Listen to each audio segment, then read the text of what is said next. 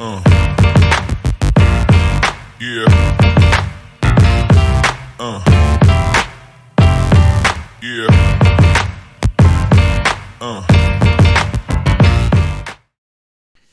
Então é isso, meu povo, sejam todos muito bem-vindos a essa primeira das tantas aulas que nós teremos para falar sobre fisiologia respiratória. Eu sou o professor Augusto Cruz, se você não me conhece, vai lá no trailer, tá lá no primeiro vídeo dessa série, onde eu falo um pouco da minha formação, falo quem eu sou e apresento a proposta nesse tempão que a gente vai ter aqui todas as quintas-feiras às 19 horas, às 19 não, às 18, às 18 horas, entregando conteúdos aí sobre fisiologia respiratória, tá? Então você que é profissional da saúde, que atua não somente na terapia respiratória ou no cuidado respiratório, mas também atua no cuidado da fonação, por exemplo, você que é fonoaudiólogo, enfim, você que trabalha com pneumologia como um todo ou atua no suporte ventilatório, você precisa ter um conhecimento sobre isso aqui, né, gente? Ó, fisiologia respiratória.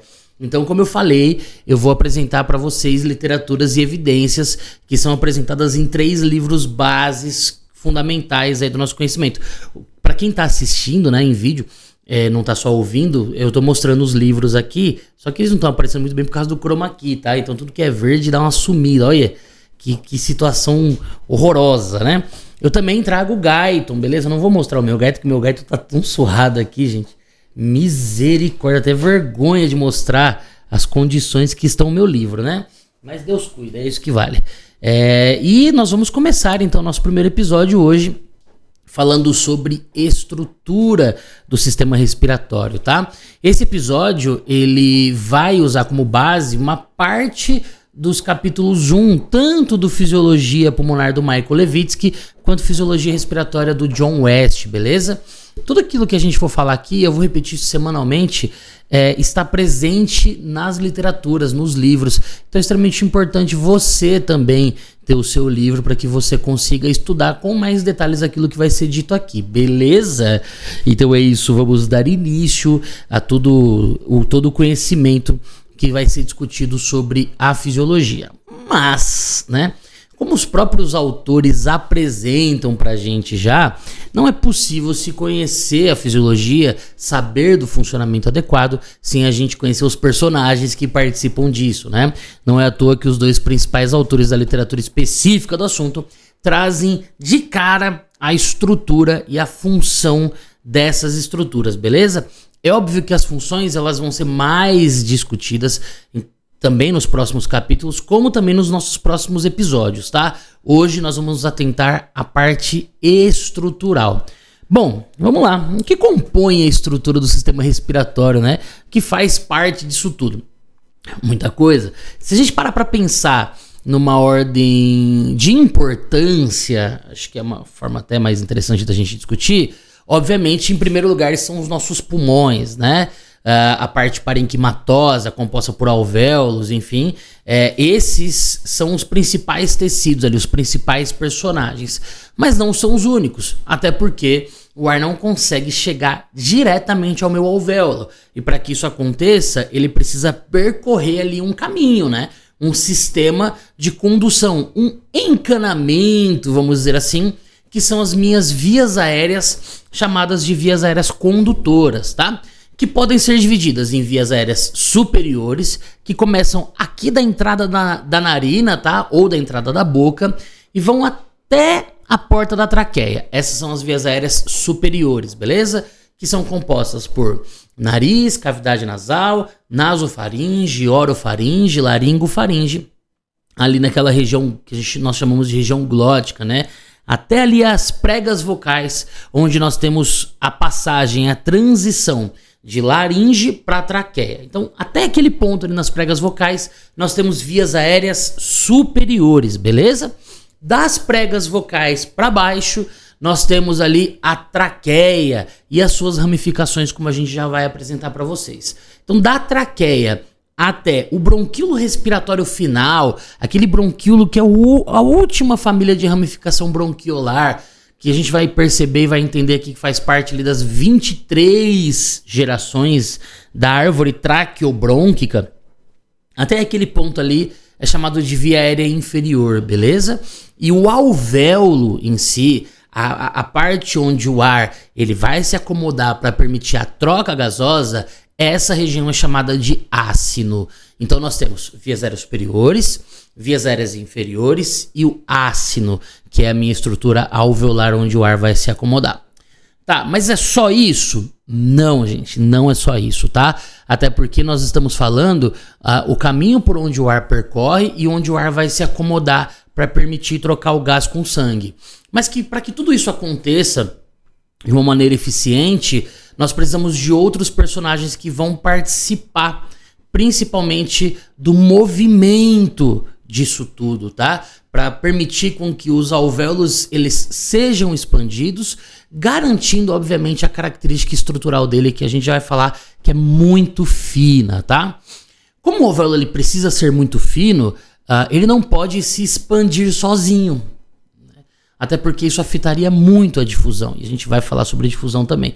Primeiro, o capítulo é só promessa, né? Eu prometo um monte de coisa aí, e depois eu que me vire para resolver e cumprir essas promessas todas. Mas é importante a gente sempre pontuar aqui, ó, vamos falar sobre isso, vamos falar sobre aquilo, e nós temos mais de um ano aí para discutir sobre tudo isso. Bom, voltando. Como o alvéolo ele precisa ser fino para permitir ali facilitar a difusão, ele não tem uma característica de autoexpansão. Então o alvéolo não consegue se expandir sozinho, tá? Por conta disso, ele necessita de personagens ali que são assistentes, são auxiliares dessa dinâmica que vai promover o movimento. Esses auxiliares, gente, eles fazem parte da caixa torácica, beleza? Todo o revestimento parenquimatoso pulmonar, que tem ali também, né, no seu hall ali de estruturas, as pleuras, né, e a própria caixa torácica.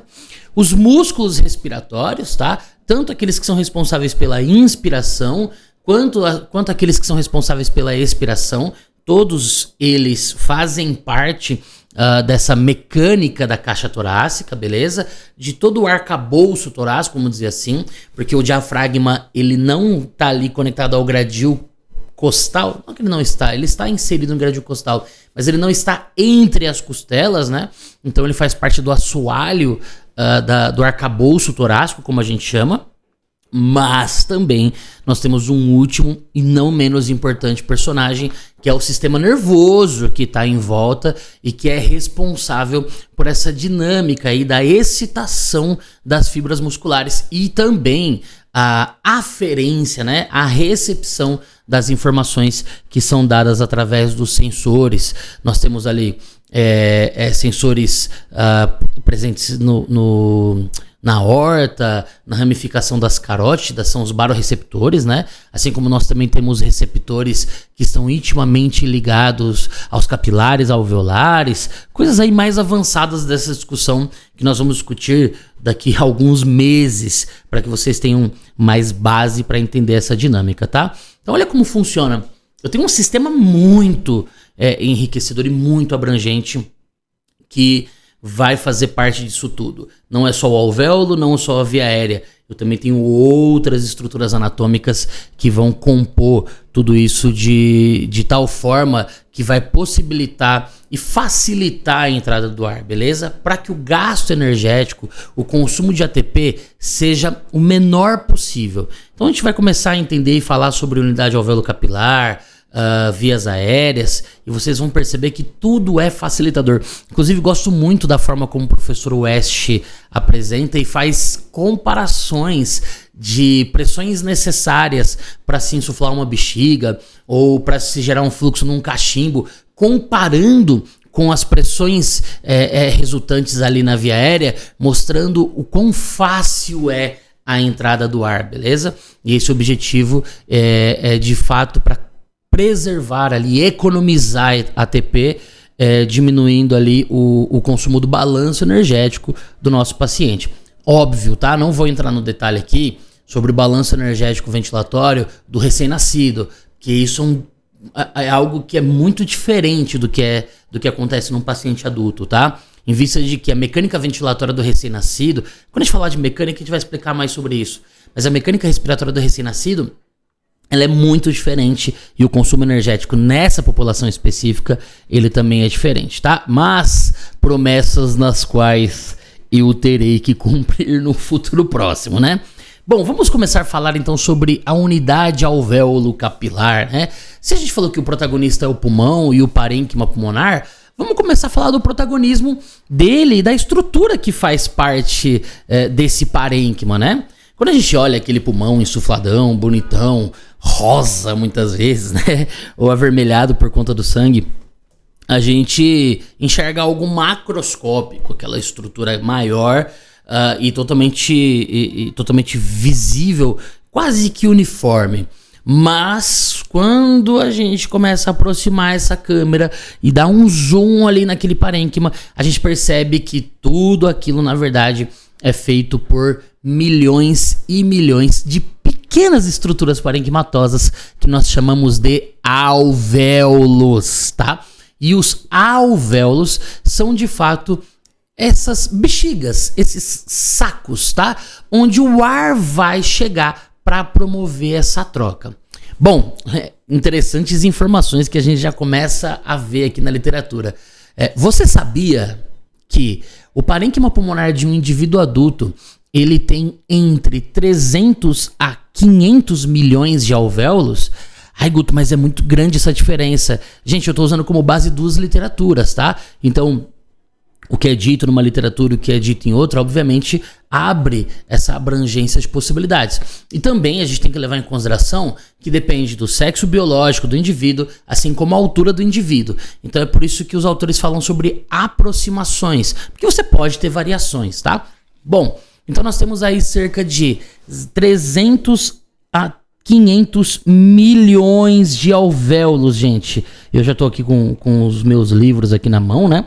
E eu espero que se você tiver o seu, você também já abra o seu livro para você acompanhar junto comigo aqui. E esses alvéolos, gente, eles têm um formato chamado de poliédricos, tá? Então, se você lá na aula de fisiologia respiratória, você que ainda não teve e você busca aí aprender mais, nas aulas normalmente vocês percebem que os alvéolos eles são representados num formato esférico, né? Ou num formato circular. Esse formato, obviamente, ele tem por objetivo indicar ali a característica de um saco, né? De uma sacola onde o ar vai se acomodar. Mas esse formato não é verdadeiro, tá? Esses desenhos que os professores geralmente fazem, eles são só simplificações para aumentar a compreensão.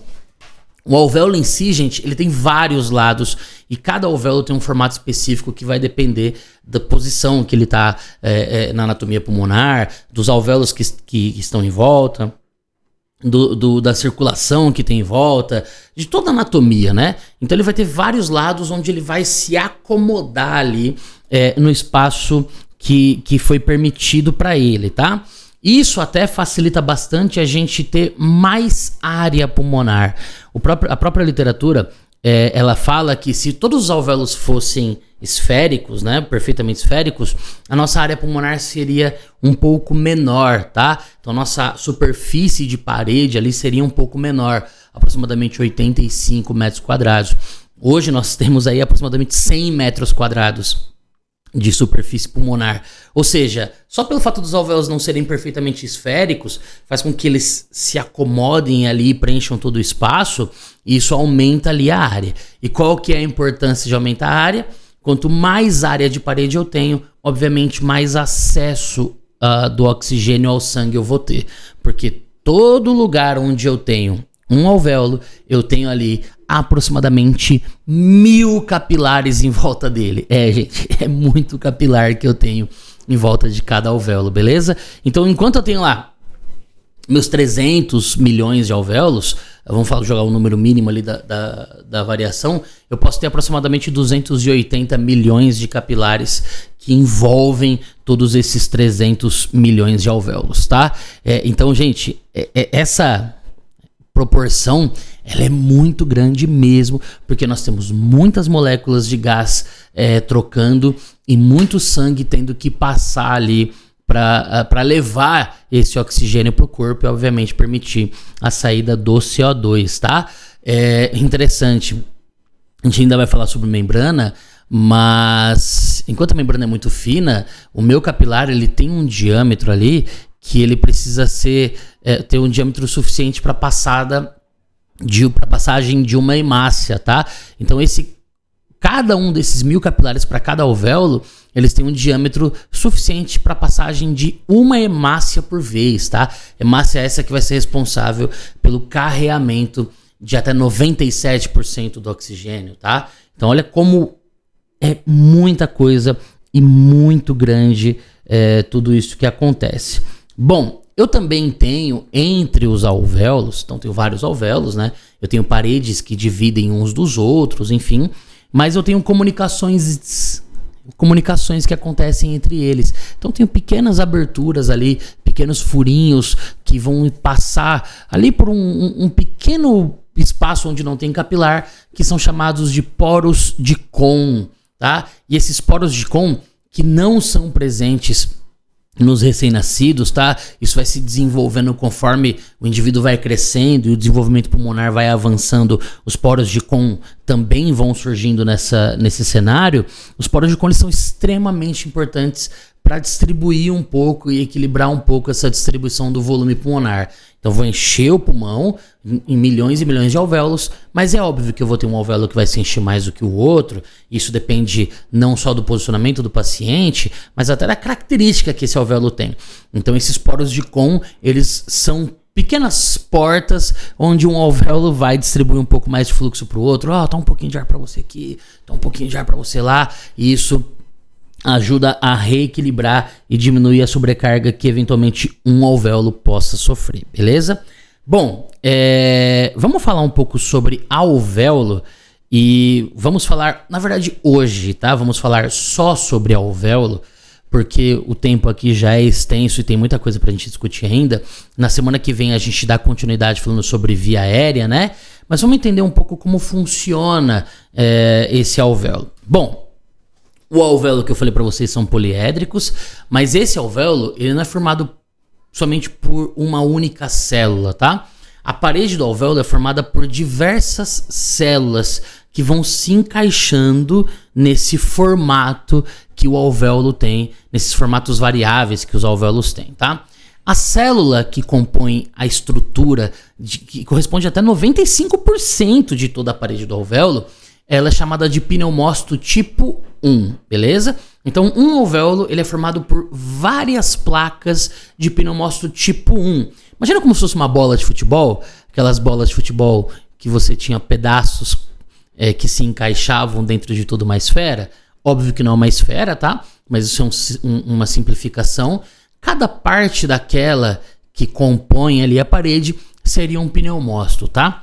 A diferença é que esse pneumócito ele tem um tecido muito específico, beleza? Ele é feito por um tecido muito específico, que é o tecido epitelial escamoso ou pavimentoso, que é aquele tecido epitelial dos tipos de tecido o mais fino que existe, beleza? Isso, de fato, é totalmente importante e a gente não pode esquecer dessa característica muito fina do tecido alveolar, porque é ela que vai permitir a troca gasosa, é ela que vai facilitar a difusão, tá? A gente vai aprender lá na frente a difusão e nós vamos ver lá, quando discutirmos difusão, que a espessura dessa parede, ela pode ter influência direta sobre a facilidade ou a dificuldade da passagem da molécula do gás, tá? Então imagina, quanto mais espessa for essa parede, mais difícil vai ser para esse gás passar. Então é por isso que a membrana alveolar e também a do capilar, ela precisa ser muito fina para permitir a passagem facilitada dessa molécula, beleza? Então é por isso que essa parede, tanto do alvéolo quanto do capilar, são compostas por tecido epitelial escamoso ou pavimentoso. E já vem uma curiosidade aqui para vocês, tá? Essa parede, contando parede do alvéolo, parede do capilar e o espaço entre elas, tá? Que é chamado de interstício, essa distância total que a molécula tem para passar de um lado para o outro, ela é de 0,2 a 0,5 micrômetros. E aí você se pergunta, o que é um micrômetro, né? Qual que é a distância de um micrômetro? Aí a gente volta lá para as medidas e pesquisa e entende que 1 micrômetro corresponde a 1 milímetro dividido por 1000. Ou seja, uma de 1000 partes de 1 milímetro, cara. É muito fino. Só que quando a gente para pra analisar, a membrana alveolo-capilar não tem nem 1 micrômetro inteiro. Ela tem de 0,2 a 0,5 micrômetros. Ou seja, olha como a membrana alveolo-capilar, composta por parede de alvéolo, parede de capilar e interstício que está entre elas, é muito fina. E obviamente é isso que permite e facilita a passagem do gás, beleza? Mas a gente falou até agora sobre 95% da superfície do alvéolo, né? E restam outros 5%, que são compostos pelo quê?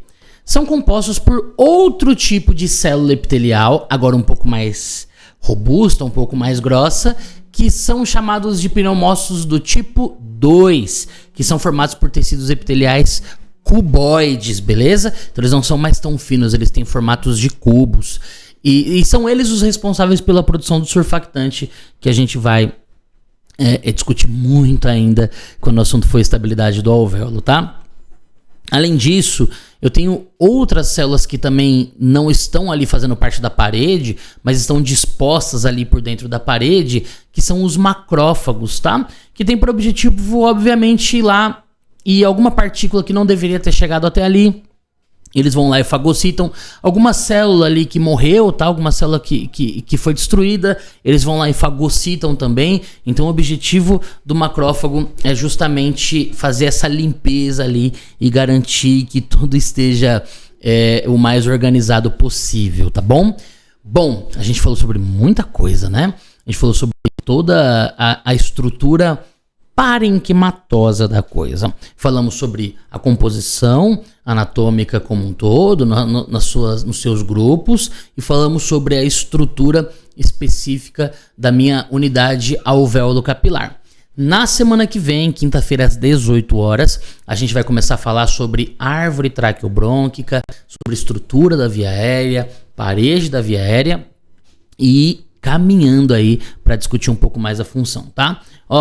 Literaturas recomendadas, aquelas que eu apresentei no começo: Fisiologia Respiratória do John West, Fisiologia Pulmonar do Michael Levitsky. Não precisa ser essas edições que eu comprei aqui, óbvio, existem edições mais novas, tá? Mas recomendo que vocês tenham essas literaturas, porque aqui o que nós fazemos é um resumo, um apanhado, e se você quiser saber mais detalhes sobre tudo isso que a gente está falando, você vai ter que ler, meu amigo, e não é moleza, tá bom? Então obrigado a todo mundo que assistiu esse episódio até aqui, e eu te espero na próxima quinta-feira às 18 horas, beleza? Tchau, obrigado, fui!